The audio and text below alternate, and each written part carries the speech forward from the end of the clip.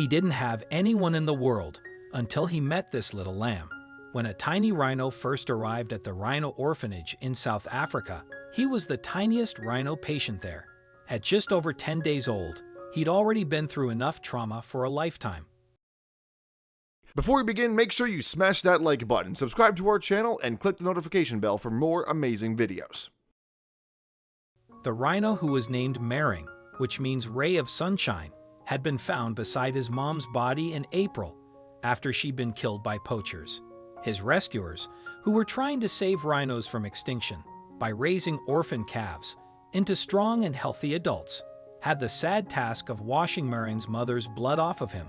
And while Mering has dedicated caretakers who keep watch on him day and night, the people of the orphanage knew how important it is for young orphans to socialize with other animals, not just bond with human beings.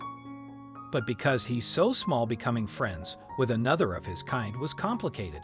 Because he is so much smaller than the other young rhinos at the orphanage, we're not able to pair him up with another rhino. Yolanda, a caretaker for Mering at the orphanage, told the dodo.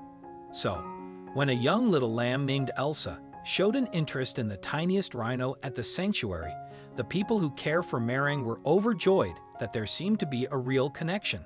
Also, if you have not done so already, please subscribe to our channel and click that notification bell to get inspired by these animal stories every day. Now, back to the story. Elsa started wandering into Mering's room, Yolanda said. Soon we realized that he likes this strange tan and white creature. Elsa was drawn to little Mering, and perhaps it was because she could sense he'd been through a hard time, and she'd been through a similar loss just a few months before, when she was just about 4 or 5 days old. Elsa had been living on a farm with her family in a larger herd, when the whole herd had to be transferred to another piece of land, since there was no more grazing left on the farm where she was born. During the transport, Elsa became separated from her mom and left behind. The veterinarian who treats the animals at the Rhino orphanage brought Elsa there, where she knew she'd have a good home. Elsa was a tiny little lamb, no bigger than a 2-liter soda bottle, Yolanda remembered. But in those early days, there were some doubts about whether Elsa was strong enough to make it. There was something not quite right with Elsa, Yolanda said. She would bloat severely after a bottle feed. We tried different milk formulas and concentrations, electrolytes and medication, but nothing helped. We had to manage her very carefully, as the bloat, if too severe, could kill her and also cause discomfort and even pain. But no one gave up on Elsa, and she could probably feel the love and concern people had for her. We altered her feeds, fed her with the head and shoulders, elevated to help with release of air, and gave her smoothies, Yolanda said. Finally, Elsa started getting stronger. We are now at a point where Elsa is fully weaned and actually picking up weight. The little lamb even became strong enough to be a friend. As Mering was spending his first few weeks resting in his room, Elsa just kept wandering in and lying down with him.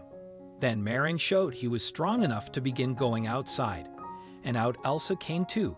They enjoyed soaking in the warm sun rays on a blanket together. Then Mering showed some interest in exploring the grounds, and it seemed he was also strong enough for this, so naturally Elsa came along. She and Mering have found something in common: their love of sleeping in the sun. The orphanage wrote on Facebook. Elsa spends her time with him whenever possible so that they can bond.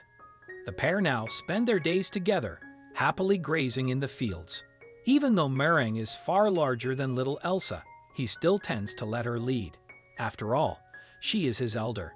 Ideally, Mering and Elsa would be able to spend every moment together during the night too. But Elsa has a particular and rather sheepish habit that Mering still isn't used to. They still can't quite sleep together, Yolanda said. Elsa's sudden bleats at night frighten Mering and make him jumpy. Hopefully soon he'll be accustomed to the sudden bleats, Yolanda added. It is always better for orphans to have animal friends. If you liked the video, please give it a thumbs up and consider sharing it with your friends and family. Thanks again, and we'll see you in the next one.